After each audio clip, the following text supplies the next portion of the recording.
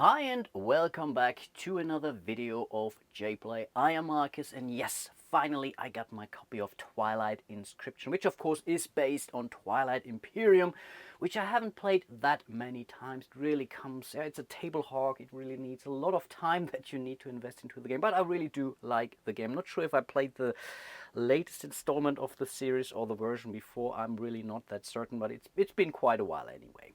And yeah, today I'm having a look at Twilight Inscription. I really do like the name of this game because they make, I think, very perfectly the connection between Twilight Imperium and a roll and write game, which this game is, the epic roll and write experience. So let's see about that. I'm curious how more complicated it is compared to Hadrian's Wall, which I think so far was one of the more, I think, might be even one of the most complicated roll and writes out there.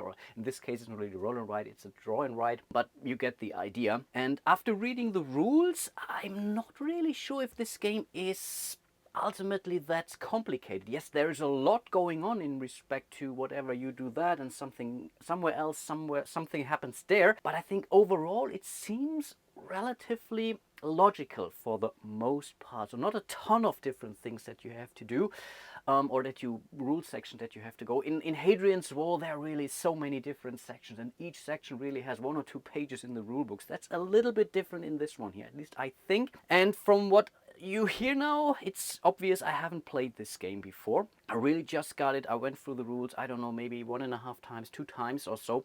So I want to look at the solo mode of this game today. I'm even not sure if I will play a full game or not. I really have to see how things go. Of course, I have no clue what I'm doing. But yeah, let me set up the board and then, yeah, let's see how far we can get. Okay, and here we are. It took me some time actually to set up the game, even though it's a roll and write, but there are still some things you need to prep. Most, or specifically this event deck up here. The solo game is very similar to a 2-player game, but also in a 2-player game you need some sort of an AI, because each player needs a left and a right neighbor, and in a 2-player game, you don't want to basically fight your neighbor twice, which is why you have an AI player. In a solo game, basically the AI is both my left and my right neighbor. But again, this will happen when we are dealing with a war event, which I believe, I'm not even sure when this happens. Maybe it's explained in the rules when this happens. I do know for a fact that these votings, which is something that's also happening in Twilight Imperium, will only happen in rounds or stages 2, 3, and 4. So we are basically getting some time in rounds 1 to prepare ourselves for the upcoming vote, so we can start collecting some actual votes. Yeah, let's here basically on our industry board. One of our goals, or let's say short-term goals, is to make it from our homeworld here to Mechatol Rex. When we get there, if we get there first, we will get some more victory points and we will get some votes from that. Again, it's not unlikely that the AI will beat us to that end. Ultimately, the AI is only here basically as some sort of a timer in respect to some of those random objectives up here. I believe for each of those categories, so we have navigation, expansion, industry, and warfare. I think there are 3 cards in each of those, so there is always some, let's say, variability. And the player who claims one of those objectives first gets the higher amount of points, and we are flipping it over, and the next player will do the same. Again, the AI in this case is not really scoring points.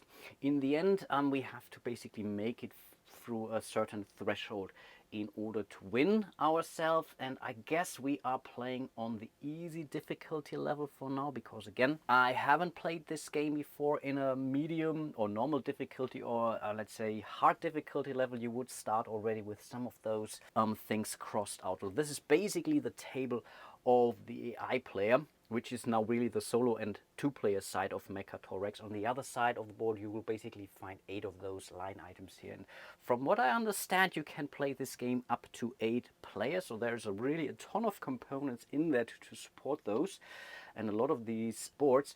And one thing to mention is that I'm playing on the, let's call it, basic side on those boards: navigation, expansion, warfare, and industry here. So you see that here the 1B, which is basically the same for all of the players. If you would flip them to the other side, we would have some asymmetry from what I understand. I haven't looked at it. I don't know how different those are, but it seems they are somewhat different. I already see that this is different from one of the examples I have read. So I think in one of the examples, the homeworld of that player would be down here, and in the top right there would be Mercator Rex. But again, I think that's pretty much the basic, or let's say even side of those boards, if you don't want some, I don't know, differences in respect to your starting positions there is.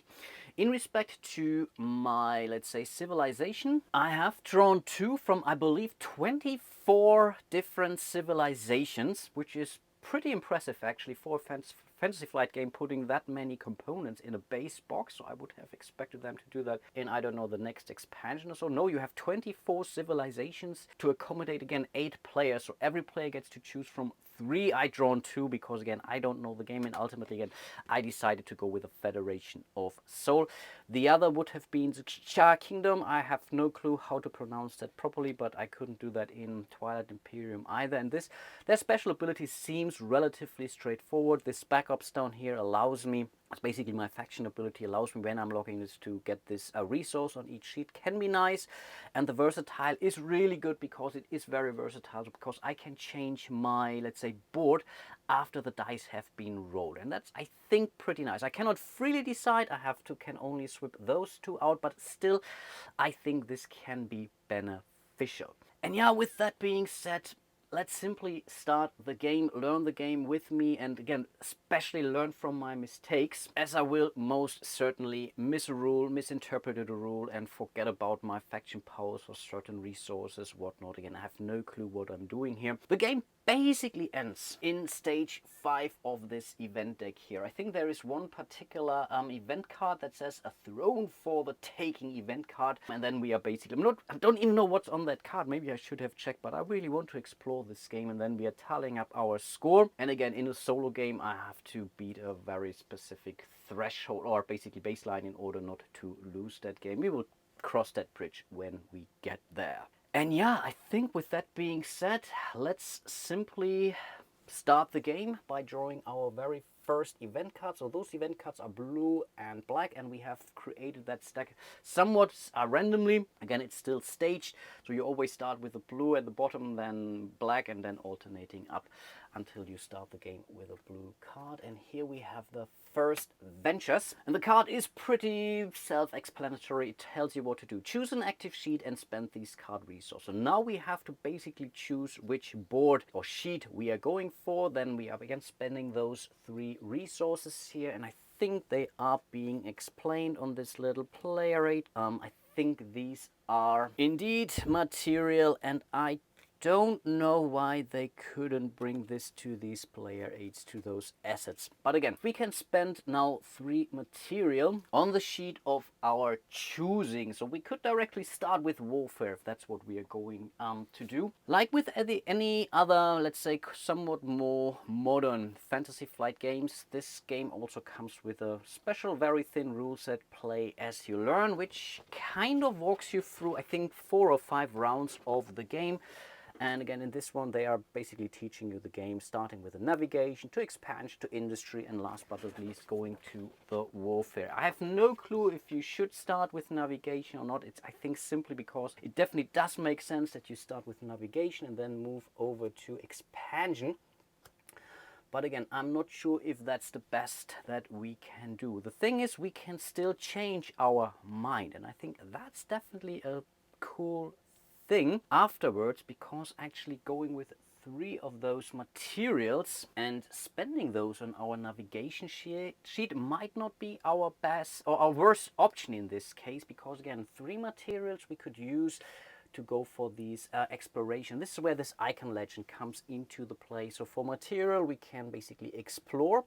And with blue, whatever blue is influence, we can then claim those planets here accordingly. I think there are small and there are bigger planets here. But again, this exploration with 3 definitely does help us to get somewhere. So we could really make a run towards Mercator Rex here, for example. And maybe that's not our worst thing to do, right? Let's go for these 3 resources here. The thing is, depending on what we roll, we may then want to change gears then after. afterwards. But okay, let's do that. So in order to explore, we are using our little markers here, and I haven't even tried those. And if we really want to make a run towards Mechatol Rex, I think we have to basically move through here. From there later on we can maybe even unlock our gravity drive to use these wormholes, but for now I think again we have 3 resources, and for each one we are basically exploring, and they seem to work pretty well. I like that. I really do like that. That was 1. I'm not painting on these cards, by the way. I think we will definitely go for 2, and then the question is, do we really want all our efforts towards Mechatol Rex as soon as possible, or do we want to branch out a little bit to, I don't know, gain here to this relic planet here, for example. Relics are, I think, very powerful cards which also come with a lot of victory points in the end. But I think for this first one here, let's go crazy and let's explore towards Mechatol Rex. So that's basically already our would say step 1 of this strategy card here.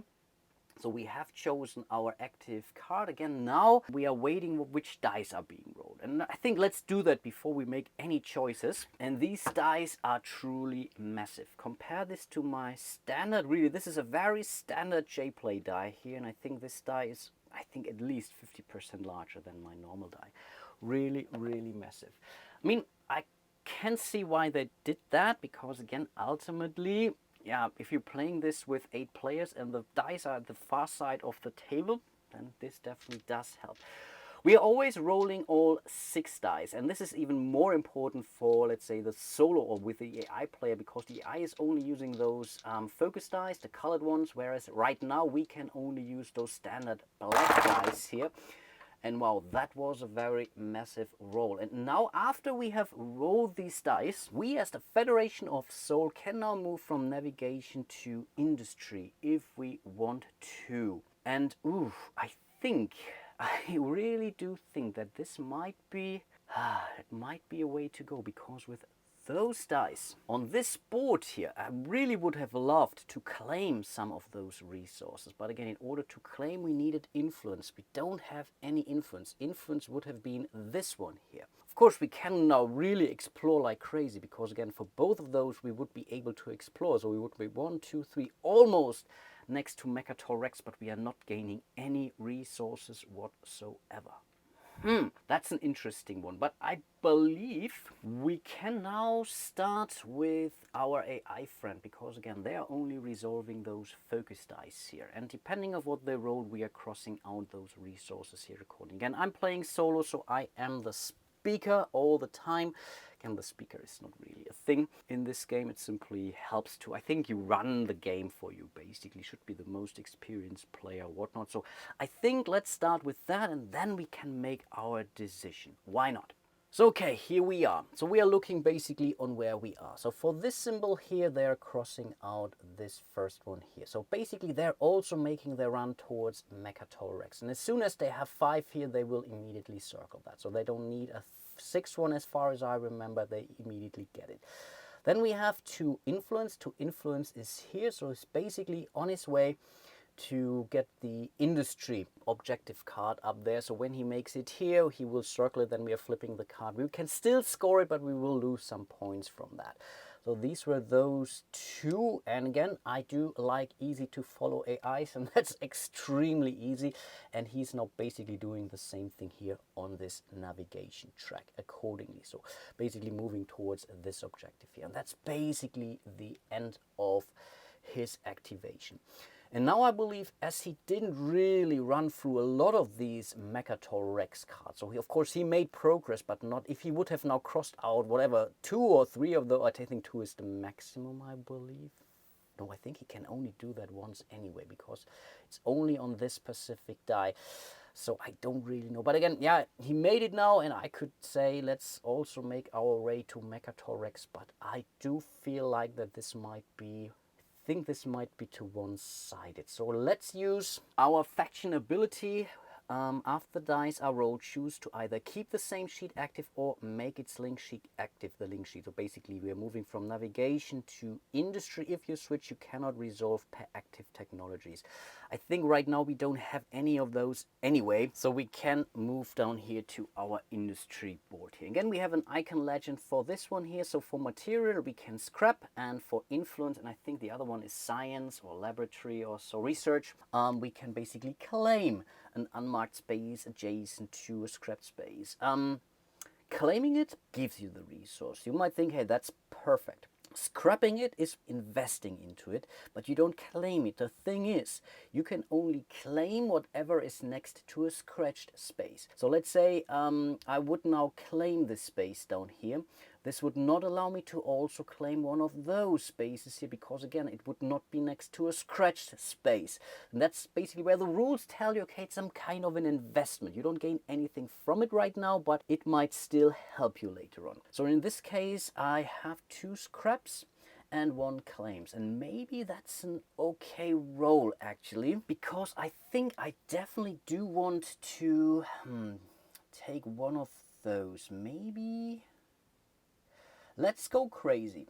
We are using this to claim 1 resource, and I think we are claiming this resource here. And I think this is it currency?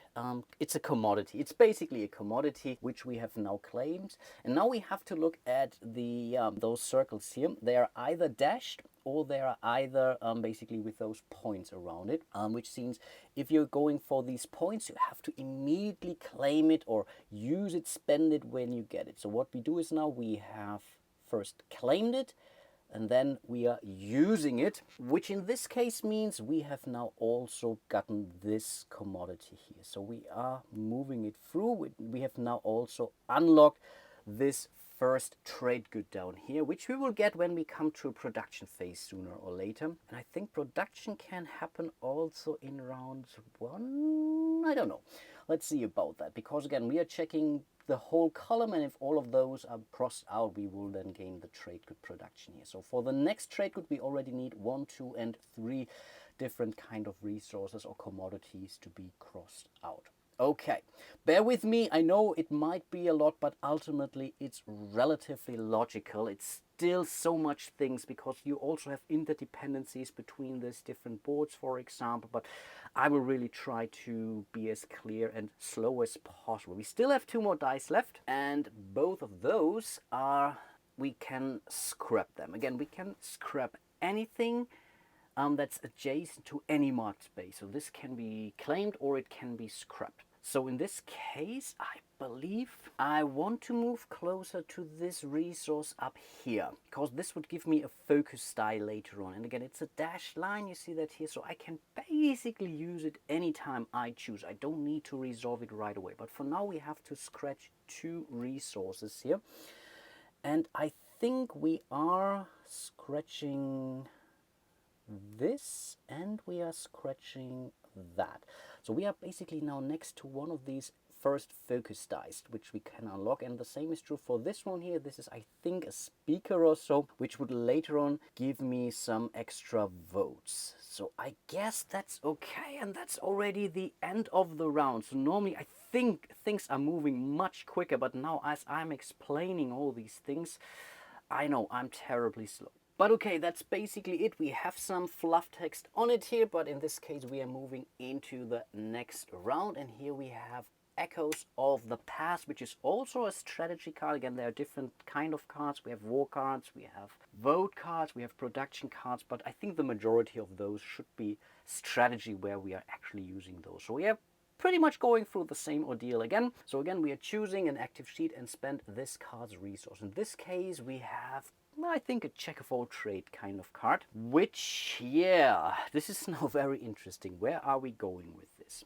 I mean, we could totally focus on those two. So in theory, we could now go with industry and then move up to the navigation, for example. We could now also go to warfare and then later on go to expansion. The thing now really is, in order to do anything on expansion here, we have to first, claim one of these planets. And right now we haven't claimed anyone because the dice really hated me, which is a very usual thing. So in this instance, I might be really inclined now to, to do the same thing again. And I think I have to. Yes, again, I will choose navigation, but in this instance we have all three resources available. It's the Echoes of the Past. Let's leave it here for now. So we can now really start claiming some actual systems here. And I believe we really do need some planets now. Let's totally do that. So we are claiming this planet here, which is now something we can then later on use on our expansion chart, maybe during the next round or so. So this has taken care of, I believe, this influence symbol here. We still have two others, the research and the material, which in this case again only means we can explore.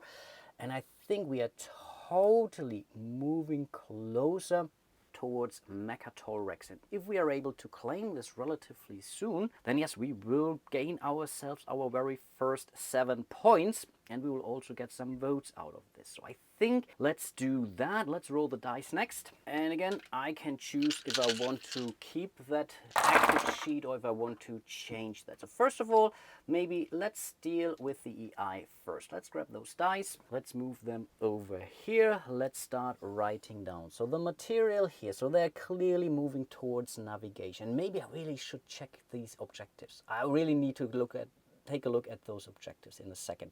So then we are going for the double research, which is the expansion goal.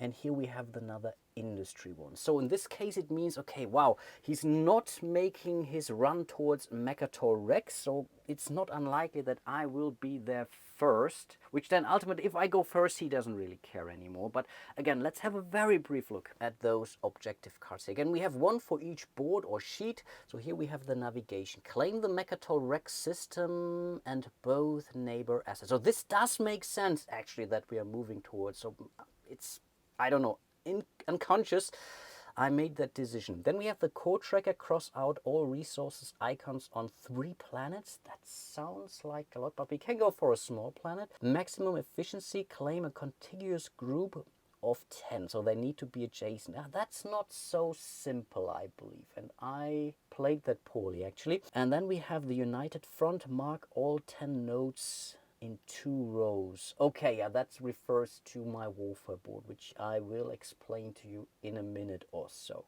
Interesting. So maybe we do want to stay here. We can claim another resource and we can explore further. So we can even go for more planets, which may not be the worst thing. The only question is, it says claim the Mechatol Rex system and both neighbor asset systems. I'm pretty sure one of those is this, right? That's a resource planet or asset system. And is it this or that that's neighboring Mechatol Rex on this specific card? I really don't know. On this one for sure, but what about the others? This might be... I mean, these are all 3 assets. Maybe I just need to claim any 2 of those. I don't know. Let's keep it simple as that. But I think, yeah, I will stay on, so I will not use my faction ability. I will simply remain here. So we are claiming 1 resource. And in this case, again, I could go for this. These are simply 2 victory points, but I want more planets, right? So first of all, we are going for this planet here with the influence die. And then we can explore 2 space lanes further, and yeah, guess what? We are moving towards Mechatol Rex. So with our next claim, we can go for Mechatol Rex, but I think most likely we are not going to do that with our next action. At least I don't think. And that's basically it again for the round. I think the game can move relatively quickly, actually. So let's reveal the next event card, and that's the last card of the stage 1. So as of stage 2, I think we can run into a lot of different things. So I guess for this one, yeah, the level 1 cards are all strategy cards. So I think that's already good to know. It's the Fledgling Empire, which gives us 2 influence. Are you kidding me? Now you really should know these cards, I believe. And I believe this card is actually part of the example. So I should have known that this card is still out there. Okay, so that's now really tempting. Should we? Because we could now really claim Mechatol Rex, actually. But it's still not enough, right? I mean, comes with so many cool things. And then we can still move over to the industry board. Still is the next two things. Oh boy. But I think he's not really in a rush to go to Mechatorex. So I think we have time, and maybe we really should start to go different places, right? So I guess we are going in here, and yeah, we have to spend, we haven't rolled our dice yet, but first of all we are going to claim those two. And with 2 influence, again, we are basically crossing out those planets here in order to do stuff. And now again, because we haven't claimed any planets yet, we are basically doing that. So we are claiming our very first planet, and then we are choosing any one of those. So we have a hazardous, an industrial, another hazardous, industrial, cultural, and a cultural planet. And now again, we have to maybe look at those symbols up here. Would we be able to complete something with those? I don't think so. I'm relatively certain those planets are relatively even. So for now, here we could gain 1 specialty resources, which can be extremely powerful. I think we are going with this industrial planet. I could also go for a space dock, by the way, which we would also unlock for one of those, but I guess let's go for an industrial planet here. So that's the resource we have spent here. This was a dashed line, which is why we could have waited until we are using it. So now we are using it to unlock this planet, and then we are using those 2 resources here. And yeah, I guess we are going for those 2, right? Yeah, let's do it like this. Again, these were the 2 influence, and again, if we are basically doing this, we have unlocked this row here, for example, or this column if we are unlocking this. So I think I like my chances here, but again, ultimately I have no clue what I'm doing here. It's a very tactical approach, but honestly, so far I'm very much enjoying this. I really think that this could be my next coolest roll and white kind of game. Again, we haven't unlocked those focus dice here. Again, this would be something with this one here, for example. Here we could unlock one of those focus dice, and for now these are only important for the AI. So let's see what he's doing. So we have 1 research. Okay, he's also approaching Mechatorex. Here he is basically getting some more votes, which could become important at some point in time. And up here he's moving towards the navigation one. So both of those are now, I mean, these are basically working together, because the mercantilist also tells us we are going for a Mechatorex system. So these 2 are kind of linked together. But yeah, I think this is how the game actually works, right? There's not a lot we can do about that, or there's no real interference that I can block him off. I can only be quicker than the AI or not. But now back to my turn. Again, I can choose to remain here on this board looking at these 3 black dice, or again, using my versatile ability, I could now move to warfare. And again, war can happen relatively soon, I believe. So there are a lot of cards in the 2 deck. I think we have at least 6 cards in there. And I think we only have 4 wars overall in the game. So it could be the last card in the stage 2 deck, or it could be the very first card. I don't really know. The thing is, would this help me? And honestly, that's so cool, because with this result we could really unlock this row here. Let's totally do that. So these are those 2 materials. Bep, bep. Bep, bep, and we have 1 resource which is unlocking this. So we have unlocked our very first specialty symbol or resource, which we could, for example, later use. So this is this yellow one here, to gain ourselves our integrated economy, which would then give us a proactive technology, claim up to 2 explored small systems. So this can be huge. Or we can go for the transit diodes down here on the warfare board, for example, because this, again, that's a dash line. We can pretty much use it anytime when we are moving to a different one, a different resource here, or a different sheet. So I think that was pretty cool, but that's again already the end of our round. So let's move into the second stage, and this is now, oh, it's also a strategy card. Relics rediscovered. Again, we are choosing active and speaker rolls the dice, so we are getting a research ability. First of all, we get to choose our board, and with the research, yeah, we can go for an infantry. That's tough. If the research would be an influence instead, I would totally go for the PDSs here, which would basically be a unit. So I'm not sure if this board would be the best. But of course, with research, we can also go for a standard infantry, which simply gives us something. So it's still not bad. But with research on the industry board, we would be able to actually claim this extra die here. And with the, I think that, and then we can still move back to the navigation one. Oh, that's tempting. Yeah, I think we are choosing the industry board. So we are going for this research symbol, and this research is basically a claiming one. Yeah, exact, claiming ending. So we are claiming this die. In theory, we could now immediately use it. So we can use this asset here and unlock the red focus die for this card, only for this sheet here. So we can do that for all the sheets in theory. And again, this basically gives us one more or two more resources every time we are choosing this sheet here. So this can be huge, making this stronger. But I don't know if that's our best bet, because again, we will not be able to gain through all of those. So let's roll the die first, or the dice that is.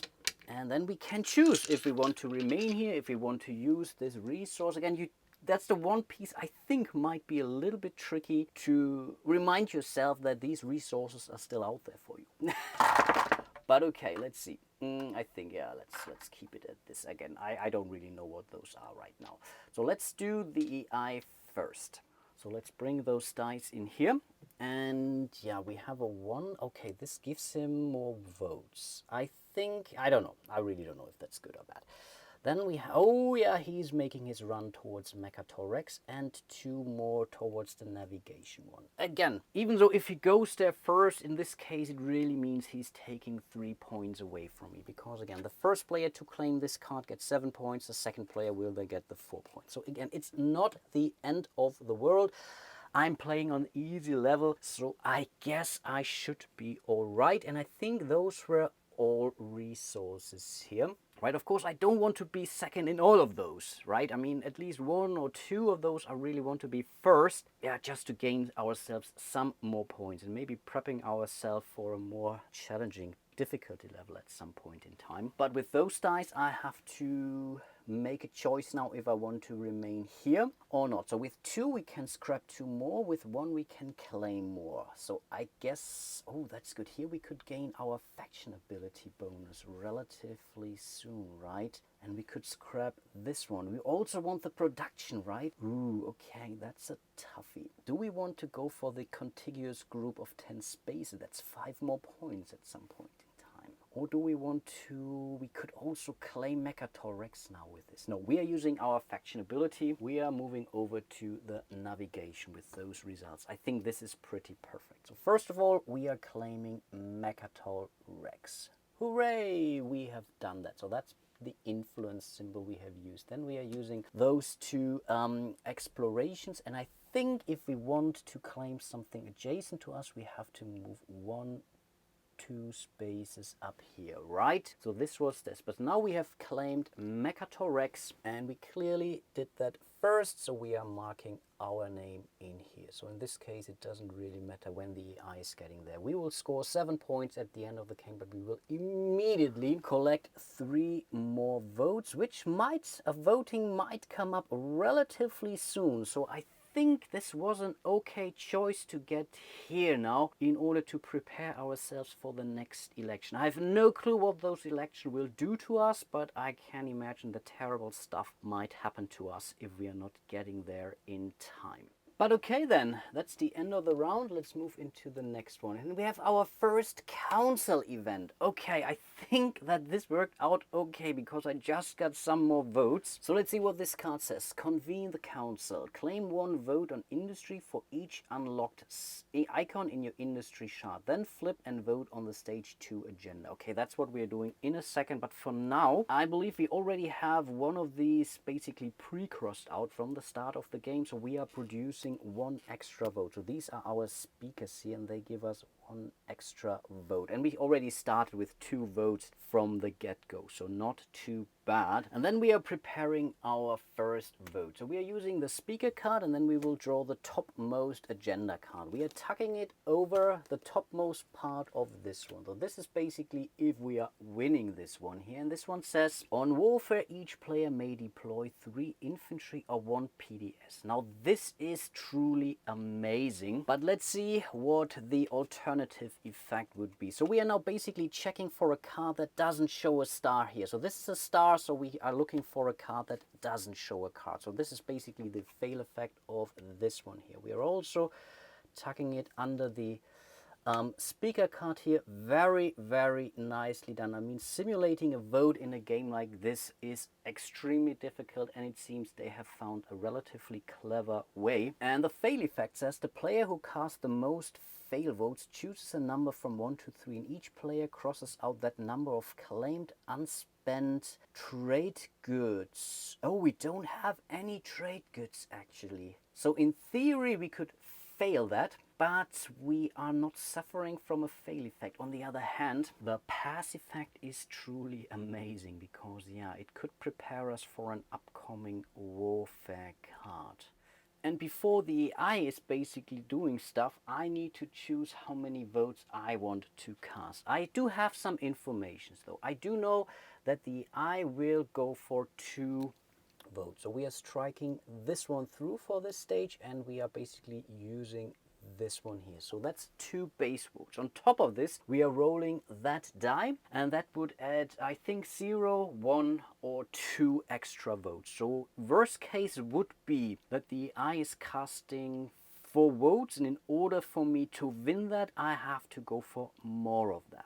So in really to win that, I would need to spend 5 of my votes, but I think that's crazy. I will have to gamble here. At least let me think how many of those icons are on. I think the research one is only once on this die, so that's basically a 1. But yeah, you know how I'm rolling. So I guess in this case, I will cast 4 votes, which would be okay if he's rolling a 0 or a 1, right? So we have to cross out 1, 2, 3, 4 votes, so we cannot use them ever again, but we still have 2 more left, and we may gain some later. So that's basically my total number of votes, and I really have to tell you, I already love this a lot.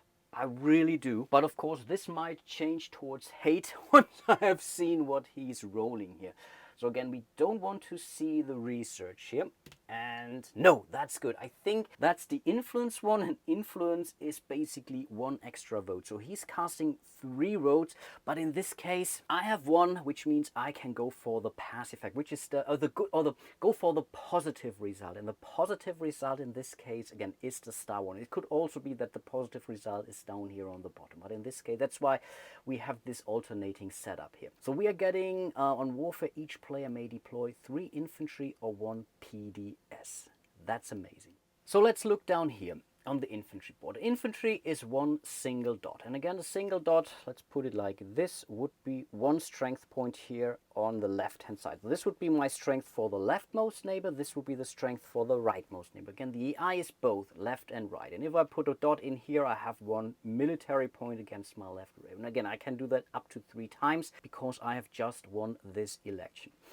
So I'm not sure. So in this case, I might want to go for a PDS because it simply gives me more flexibility. And I think I want to, and I think you can turn them around any way you like. So in a PDS is up here, which is this shape here. Again, I can mirror it, I can flip it around. The only thing is we have to do that above the deploy line. But again, the deploy line for the first stage is this one here. So yeah, let's do that. I'm also not sure if I need to spend now 1 of those here. I think it's a free one, so I don't have to cross out 1 of those. We only have 4 normal PDSs now, but I think this is something I got pretty much from the senator, so I don't know. So let's go for a PDS. And how do I want to do that? I think I have to balance things a little bit. So I want, maybe, can I get, let's do, yeah, let's do this. 1. So that's basically this. So we have also scored our victory point. So that's basically this and 2, and then we are doing 1 and 1. So this is basically the shape. So we have 3 strength on the right side and only 1 strength on the left hand side. But I still think that's fair enough. That was definitely a great win, and I'm relatively certain that I may at least win the war on the right hand side for now, again, unless something terrible will change now. But wow, that was a very cool election, but also already the end of the round. So I think last thing to do, we have to remove those votes here, and then yeah, we are moving over to the next card, and that's another strategy event, a strong foundation. We will get 2 influence. Now that's not bad. With 2 influence we could really go crazy and do something here. We could gain another PDS right off the bat, and again, a war event will happen relatively soon. And we can lose points, basically 2 points here per combat or per war we are waging against our neighbors. So I think let's totally do that. So yeah, we are spending those 2 on these PDS, which means we can now claim this one here. And we have a goal to have 2 rows, 10 nodes. So I guess it does make sense to go for 1 here. So let's do 1, 2, 3, and this. Again, this is this shape in another form. This gives us another point. So we have 2 points from this sheet already. And this brings us into a relatively cool position to complete this. And maybe if we are making some more points in here, we could even gain or claim some more objectives, like the United Front up there. Mark all 10 nodes in 2 rows. And we are on a good way in at least one of those rows. Nice. Oh wow, I'm really loving this. A big deal. Wow, this is so cool. Okay. Let's roll those dice. Let's start again with the EI. So we have a research, which again, that I couldn't care less about. Then we have one of those, which is, I believe we are starting in here now with the next vote, because again, we are already preparing for the stage 3 election. And then we are basically doing the same thing in here. I believe we haven't waged any war yet, so but he's just increased his firepower to 2, which I believe is still okay-ish. I think it is. And now we have to think if we want to remain on this sheet again, our versatile ability, or if we want to move over to our expansion one, which wouldn't be bad either actually. We could also gain a lot of stuff. And I think war-wise we are okay. The thing now really is, can we complete this? I mean, we have still this resource here on our unlocked on our expansion sheet. And again, you can do something on another sheet that will affect your active sheet in here. So this would give us deploy 2 infantry. Each infantry must be adjacent to another unit and can be deployed above this. So we could, I believe, in fact, complete this row, and this would be perfect for our objective. And this objective is 9 or 5 points. That's tempting. So yeah, let's remain here. Unfortunately, we cannot use one of those PDs. We could, the cruiser, no, is also not possible. That's kind of a bummer. Cruiser would have been very nice too for this one here.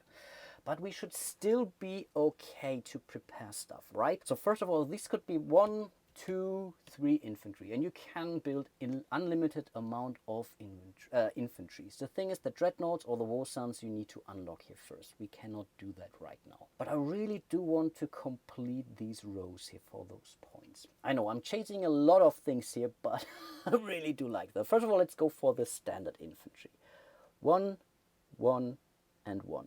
Perfect. So these were 3, and now we can decide to spend this specialty resource here in order to unlock our transit diodes. I think let's do that. Let's do that here. I do think we can only unlock that once, I guess. Oh, but it's an ongoing ability. I see that now. Per active, we can do that an ongoing amount of time, once per active sheet. Now that's amazing, of course. Yeah, that's huge. Why was I shouldn't. So we are doing this here. So we have our line, and I think with the next one we are simply claiming this one here, right? The question now is, oh, I think these are blocked. I'm not sure, can I still put one individual infantries there or not? Because otherwise, I think I need to wait for the next completed line until we are here, for example. I think this is completely blocked. I think so. But man, this was truly amazing. Cool event actually, and I think a cool round. So we are definitely prepared for the first war to happen. So let's see what's next. And yes, here is the war event. Border conflict. Advance the deployment line. I think we are not... Yeah, I think we are doing this. Then resolve a war against each neighbor using the sections immediately below the deployment line. So let's do the deployment line. So that's a simple one. We are basically doing this, and everything that's below this new deployment line is now our fighting power. 1 2 3 4 5 6. 1 2 3 4 5 6. So against each of our neighboring enemies we have 6 fighting power, and we are doing something very similar here. We are crossing out everything that hasn't been claimed. So this is his fighting strength right now, but for the next round it will go much faster after this one. But he has basically a strength of 2 versus our strength of 6 on both sides. So we are claiming both of these resources. So here we have another specialty icon, and here we have basically liberated another planet which we can later on use on our expansion for either a starbase or a space dock or for another planet. Now this was truly huge, but everything below that line is now pretty much burnt ground. So everything new we are now claiming has to be above the current deployment line, and then we would move into the next round. But I believe for today I will end my playthrough just to give you enough room to whatever, make me aware of any goofs I may have made, something I may have missed, or make me aware of any strategy advice. Maybe you can help me with the term neighbor to Mechatolrex. Are these basically all 3 of those?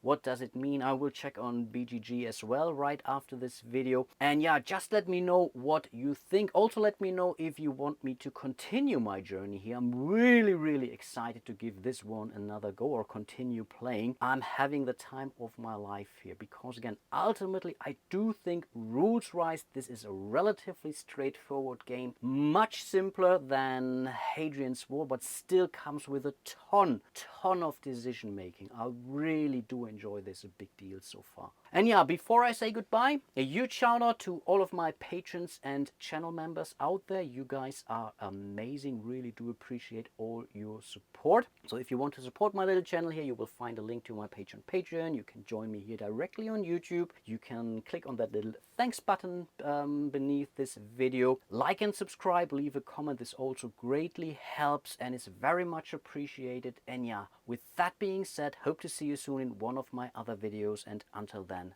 bye bye.